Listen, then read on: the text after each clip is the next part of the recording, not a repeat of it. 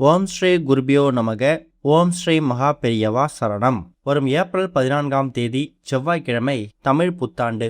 இப்போ நாம சொல்லக்கூடிய இந்த 2 பொடிகளை உங்க வீட்டோட நிலைவாசல்ல நீங்க தூவி விடுறதால எல்லா விதமான கஷ்டங்களும் தீர்ந்து வாழ்க்கை இனிமையானதாக மாறும். அது என்னென்ன பொருட்கள், அது எப்படி பயன்படுத்தணும்னு பார்க்கறதுக்கு முன்னாடி நம்மளோட வீடியோஸை இப்போ தான் நீங்கள் ஃபஸ்ட் டைம் பார்க்குறீங்கன்னா மறக்காமல் சப்ஸ்கிரைப் பண்ணிக்கோங்க. தொடர்ந்து இது மாதிரி அப்டேட் தெரிஞ்சுக்கிறதுக்கு பக்கத்து நோட்டிஃபிகேஷன் பெல்லை கிளிக் பண்ணி ஆல் அப்படிங்கிறத செலக்ட் பண்ணிக்கோங்க. இப்போ என்னென்ன பொருட்களை எப்படி பயன்படுத்த போகிறோம் அப்படிங்கிற பற்றி தெளிவாக தெரிஞ்சுக்கலாம். சித்திரை 1ஆம் தேதி ஏப்ரல் 14 அன்னைக்கு 60 வருட சுழற்சி ஆண்டுல இப்ப பிறக்கக்கூடிய ஆண்டு பராபவ வருடம். இந்த ஒரு பராபவ வருடம் எல்லாருக்கும் மங்களகரமான வருடமா அமையும், சோதனைகள்லாம் தீர்ந்து சாதனைகளா மாறக்கூடிய வருடமா இருக்கும் அப்படிங்கிற மாதிரி எக்கச்சக்கமான விஷயங்களை கணிச்சிருக்காங்க. சொல்ல போனா இப்ப பிறக்கக்கூடிய இந்த தமிழ் வருடம் இருக்கு இல்லையா, இந்த தமிழ் புத்தாண்டு எல்லோருக்கும் நல்லதை ஏற்படுத்தக்கூடிய நன்மைகளை உருவாக்கக்கூடிய ஒரு ஆண்டா அமையும் அப்படிங்கிறது எல்லோராலையும் எதிர்பார்க்கக்கூடிய ஒரு விஷயமாவும் இருக்கு. அப்படிப்பட்ட தமிழ் புத்தாண்டு இந்த சித்திரை முதல் நாள் ரொம்ப ரொம்ப முக்கியமான ஒரு நாள். ஆங்கில புத்தாண்டை விட தமிழ் புத்தாண்டுக்கு தான் அதிக முக்கியத்துவம் கொடுக்கணும்னு காஞ்சி மகா பெரியவர் சொல்லியிருக்கார். அப்படிப்பட்ட இந்த ஒரு தமிழ் புத்தாண்டு பிறக்கக்கூடிய சித்திரை முதல் நாள் இருக்குல்ல, அன்றைய தினம் நம்ம பண்ணக்கூடிய பரிகாரங்கள், வழிபாட்டு முறைகள், சில சம்பிரதாயங்கள், இது எல்லாமே அடுத்து வரக்கூடிய அந்த 12 மாதங்கள் சித்திரையில ஆரம்பிச்சு பங்குனி வரைக்கும் அந்த 12 மாதங்கள் நமக்கு வாழ்க்கையில பல ஏற்றங்களை ஏற்படுத்தும். அதோட முதல் நிகழ்வு தான் இந்த கனி காணுதல் இல்லைன்னா கனி பார்த்தல். காலையில தூங்கி எழுந்ததுக்கு பிறகு நீங்க முதல் நாளே ஒரு தட்டில் தயார் செஞ்சு வச்சிருப்பீங்க. கண்ணாடி, முக்கணிகள், அப்புறம் பழங்கள், வீட்டில் இருக்கக்கூடிய தங்கம் வெள்ளி நகைகள், சில்லறை நாணயங்கள் இதெல்லாம் தட்டில் எடுத்து வச்சுட்டு தூங்கி எழுந்ததுக்கு பிறகு முதல் வேலையா அந்த பொருட்களில் கண் விழிக்கிறது தான். இது ஏன் பண்றாங்கன்னா, தமிழ் புத்தாண்டு ரொம்ப முக்கியம். தமிழ் புத்தாண்டை பொறுத்து தான் ஒருத்தவங்களோட வளர்ச்சி எந்த அளவுக்கு இருக்க போகுது, இந்த புது வருடம் பராபவ வருடம் என்ன மாதிரி மாற்றங்களை ஏற்படுத்த போகுதுங்கிற மாதிரி ஒரு எதிர்பார்ப்பு இருக்கும் இல்லையா. அந்த தமிழ் வருடத்துல முதல் நாள் நம்ம கண் குளிர அந்த பொருட்கள்லாம் நம்ம பார்த்து அந்த பொருட்களை கையால தொட்டு கண்ணில் ஒத்திக்கிட்டு அதுக்கப்புறம் முகம் பார்க்கக்கூடிய கண்ணால் பார்க்கும்போது இந்த வருடம் முழுக்க இந்த பொருட்கள் எல்லாமே நம்ம வீட்டில் பொங்கி வழியும், அது சேர்ந்துக்கிட்டே இருக்கும் அப்படிங்கிறது தான் இந்த கனி காணுதல் நிகழ்வோட முக்கியமான விஷயம். சரி, இந்த கனி காணுதல் நிகழ்வை எத்தனை மணிக்கு பண்ணலாம்? சொல்ல போனா தூங்கி எழுந்ததுக்கு அப்புறம் பண்றது தான் முதல் வேலை. அப்படி அதை தவற விட்டவங்க காலையில 7:30 இருந்து 8:30 இந்த 1 மணி நேரம் கனி காணுதல் நிகழ்வை பண்ணலாம். ஏன்னா இந்த 1 மணி நேரம் ரொம்ப நல்ல நேரம். இந்த வருஷம் நமக்கு தமிழ் புத்தாண்டு சித்திரை முதல் நாள் செவ்வாய்க்கிழமை வந்திருக்கு. செவ்வாய்க்கிழமையை பொறுத்த வரைக்கும் ராகு காலம் மதியம் 3 மணில இருந்து 4:30 வரைக்கும், யமகண்டம் காலைல 9 இருந்து 10:30 வரைக்கும், 10:30 இருந்து 11:30, காலைல 7:30 இருந்து 8:30. இந்த 1 மணி நேரங்களும் வழிபாடு செய்வதற்கு, வீட்டில் பஞ்சாங்கம் வைத்து படைக்கிறதற்கு, அதே மாதிரி அறுசுவை உணவு இருக்கக்கூடிய மாங்காய் பச்சடி. அன்றைய தினம் உங்க உணவுல அறுசுவை சேர்த்துக்கணும். அறுசுவை நீங்க தனித்தனியா பண்ண முடியலையா, கொஞ்சமா மாங்காய் பச்சடி செஞ்சிட்டீங்கன்னா அதுல அறுசுவையும் சேர்ந்து இருக்கும்.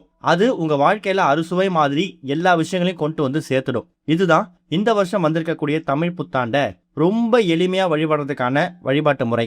இது போக அந்த நாள் எப்படி அமையுதோ அதை பொறுத்து அந்த வருடம் சிறப்பா அமையும் சொல்லியிருக்கோம்ல. அந்த நாள்ல நம்ம கிட்ட இருக்கக்கூடிய கசப்பான விஷயங்களை, கசப்பான அனுபவங்களை விலக்கி வாழ்க்கை இனிமை சேர்ப்பதற்காகவும், அதே மாதிரி நம்மளை சுற்றியும் நமக்குள்ளேயும் இருக்கக்கூடிய கண்திருஷ்டி, கெட்ட எண்ணங்கள், எதிர்மறை ஆற்றல்கள், செய்வினை, பில்லி, சூன்யம் சம்பந்தமான எதிர்மறை எனர்ஜி, இது எல்லாத்தையுமே விரட்டி அடிப்பதற்காகவும் ஒரு வழியாக நீங்க செய்யணும். அதுதான் இப்போ நம்ம சொல்லக்கூடிய இந்த 2 பொருட்களை உங்க வீட்டோட நிலைவாசல நீங்க வைக்கணும். சரி, இதை எப்ப வைக்கலாம்? நீங்க தமிழ் புத்தாண்டு தினத்துல காலை நேரத்துல வச்சாலும் சரி, இல்ல மாலை நேரத்துல வச்சாலும் சரி, உங்க விருப்பம் தான். வைக்கக்கூடிய நேரம் அப்படிங்கிறது காலையோ மாலையோ நல்ல நேரம் பார்த்து நீங்க வச்சுக்கலாம். வீட்டில் இருக்கக்கூடிய ஆண்கள், பெண்கள், குழந்தைகள்னு சொல்லி யார் வேணாலும் பண்ணலாம். முதல்ல அந்த 2 பொருட்கள் என்ன, அந்த 2 பொருட்களை எப்படி பயன்படுத்தணும் அப்படின்னு நீங்க தெரிஞ்சுக்கணும். முதல் முக்கியமான பொருள் இனிப்புலேருந்து ஆரம்பிக்கலாம். 1 நாட்டு சர்க்கரை, அப்படி இல்லைன்னா கெட்டி வெல்லத்தை தூளாக்கி அதை பவுடர் பண்ணிக்கணும். இந்த 2த்துல எதை வேணா பயன்படுத்தலாம். ஏன்னா இந்த 2மே இனிப்பு அதிகமாக இருக்கக்கூடிய பொருள். எக்காரணத்தை கொண்டும் வெள்ளை சர்க்கரை மட்டும் பயன்படுத்தாதீங்க. நாட்டு சர்க்கரையோ இல்ல கெட்டி வெல்லமோ இந்த 2த்துல ஏதாவது ஒண்ணு. கெட்டி வெல்லம் எடுத்தீங்கன்னா அதை கண்டிப்பா நீங்க பொடி பண்ணிக்கணும். அடுத்ததா வெண்கடுகு, பைரவ கடாட்சம் அதிகம் இருக்கக்கூடிய ஒரு பொருள். சரி, இந்த 2 பொருளையும் எதுக்காக எடுத்துக்கிறோம், இந்த 2 பொருளையும் என்ன செய்யணுங்கிற கேள்வி நிறைய பேருக்கு வரும். இப்ப நம்ம சொல்லக்கூடிய இந்த பரிகாரம் நிலைவாசல் பரிகாரம். நிலைவாசல் பரிகாரம் அப்படின்னா வீட்டோட பூஜை அறையில் இப்போ நம்ம சொல்லக்கூடிய இந்த பொருட்களை தயார் செஞ்சு அதை உங்கள் வீட்டோட நிலைவாசலில் வைக்கணும். ஏதாவது 2 இலை எடுத்துக்கோங்க. ஒன்று வெற்றிலை, அப்படின்னா செம்பருத்தி இலை. இந்த 2ல் ஏதாவது 2 இலை எடுத்துக்கோங்க. அந்த 2 இலையையும் இப்போ நீங்கள் வீடியோவில் பார்க்குற மாதிரி ஒரு இலையில கொஞ்சமாக கெட்டி வெல்லம், அப்படின்னா நாட்டு சர்க்கரை, இன்னொரு இலையில கொஞ்சமாக வெண்கடுகு, 2ஐயும் தூவி வச்சுட்டு பூஜை அறையில் பாதத்தில் வைக்கணும், சாமி பாதத்தில் வைக்கணும்.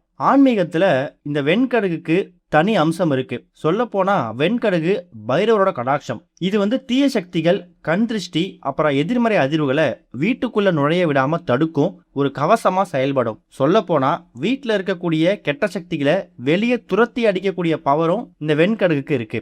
வெல்லம் இனிமையோட அடையாளம், இல்ல நாட்டு சர்க்கரை, இந்த 2மே அப்படிதான். இந்த இனிப்பு மிகுந்த பொருள்ல மகாலட்சுமி அம்சம் இருக்குதான். நிலைவாசல்ல இந்த 2 பொருட்களையும் தூவி விடும்போது என்ன மாதிரி மாற்றங்கள் ஏற்படுது அப்படின்னு தெரிஞ்சுக்கிட்டா கண்டிப்பா நீங்க பயன்படுத்திக்கலாம். 2 சிறிய இலை எடுக்கிறீங்க, ஒன்று வெற்றிலை இல்ல செம்பருத்தி இலை. இந்த 2 இலைகள்ல ஏதாவது ஒரு இலை பயன்படுத்திக்கோங்க. ஆனா எண்ணிக்கை மட்டும் 2 இருக்கணும். வெண்கடுக ஒரு இலையிலையும் வெல்லம், அப்படின்னா நாட்டு சர்க்கரையை ஒரு இலையிலையும் பூஜையில் வச்சு பூஜை பண்ணிட்டு ஒரு 5லேருந்து 10 நிமிஷம் அது பூஜையில் இருக்கலாம். அதுக்கப்புறமா அந்த 2 இலைகளையும் அந்த வெண்கடுகு அந்த இனிப்போட எடுத்துட்டு போயிட்டு உங்க வீட்டோட நிலைவாசல்ல தினமும் நிலைவாசல விளக்கேற்றுவீங்கல்ல, அந்த இடத்துல வச்சிடுங்க.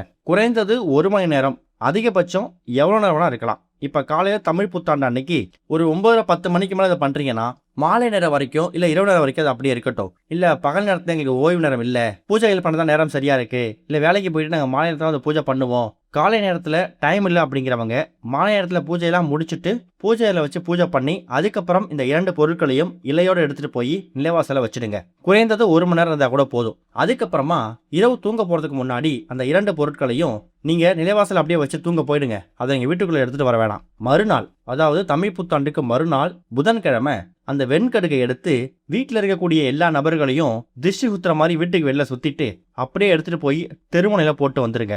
அந்த வெல்லம், அப்படின்னா நாட்டு சர்க்கரை வச்சிருக்கீங்கல்ல, அதை மட்டும் எடுத்துகிட்டு போயிட்டு உங்கள் வீடு பக்கத்தில் இல்லை மதில் சுவரில் இருக்கக்கூடிய எறும்பு புற்றுகளை போட்டுறணும். அதையும் நீங்கள் வீட்டுக்குள்ளே எடுத்துகிட்டு வர வேணாம். மரத்தடியில் கூட எறும்பு புற்றுகள் இருக்கலாம், இல்லை கோவிலில் ஏதாவது எறும்பு புற்று இருக்குன்னா அந்த எறும்பு புற்றுகளில் அந்த வெள்ளத்தை தூவி விடலாம். ரொம்ப எளிமையாக சொல்லணும்னா வீட்டோட பூஜை அறையில் வச்சு பூஜை பண்ணியிருக்கக்கூடிய அந்த வெண்கடுகையும் அந்த வெள்ளத்தையும் தமிழ் புத்தாண்டு முழுக்க இரவு முழுக்க நீங்கள் உங்கள் வீட்டோட நிலைவாசலில் வைக்கிறீங்க. அப்படி வைக்கிறதுல என்ன நடக்கும்னா, முன்னாடியே சொல்லியிருக்கோம், இந்த வெண்கடுகு அப்படிங்கிறது வீட்டுக்குள்ள கெட்ட சக்திகளை உள்ள வரவிடாமல் தடுத்துக்கும். அதே மாதிரி வீட்டில் இருக்கக்கூடிய கெட்ட சக்திகளை விரட்டி அடிக்கும், ஒரு கவசமா செயல்படும். அதுவும் தமிழ் புத்தாண்டு அன்னைக்கு வருஷம் பிறக்கக்கூடிய முதல் நாள் இந்த ஒரு சக்தியை அந்த வெண்கடுகு பண்ணும்போது இந்த வருஷம் முழுக்க எந்த விதமான கெடுதலும் உங்களை நெருங்காது. அதுதான் இந்த வெண்கடுகை பயன்படுத்துவதற்கான நோக்கம். வெல்லம் அப்படி நாட்டு சர்க்கரை அப்படிங்கிறது உங்க வீட்டில் இருக்கக்கூடிய கசப்பான அனுபவங்களை உள்வாங்கி இனிமையான விஷயமா மாற்றும், வாழ்க்கை ரொம்ப இனிப்பா இருக்கும். அதுதான் இந்த 2 பொருட்களையும் பயன்படுத்திட்டு அதுக்கு மறுநாள் வெண்கடுகை திஷ்டி சுத்தி தெருமுனையில போட்டுருங்க. அந்த இனிப்பு, அந்த நாட்டு சர்க்கரையில வெள்ளத்தை மட்டும் எடுத்து எறும்பு புற்றுகளை தூவிடுங்க. அவ்வளவுதான். தமிழ் புத்தாண்டு அன்னைக்கு இதை முயற்சி பண்ணுங்க, நல்ல முன்னேற்றம் கிடைக்கும். ஓம் ஸ்ரீ குருபியோ நமக. ஓம் ஸ்ரீ மகா பெரியவா சரணம்.